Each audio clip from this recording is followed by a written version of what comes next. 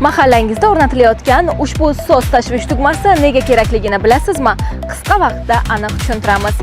Bu tugma shoshilinch vaziyatda qo'riqlash xizmatiga tezkor xabar yuborish uchun mo'ljallangan.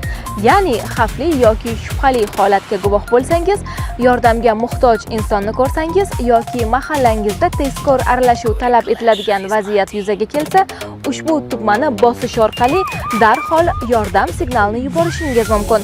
Tugma bosilgan zahoti xabar qo'riqlash xizmatining xavflarni oldini olish markaziga kelib tushadi va qaysi nuqtadan signal yuborilgani aniq ko'rinadi.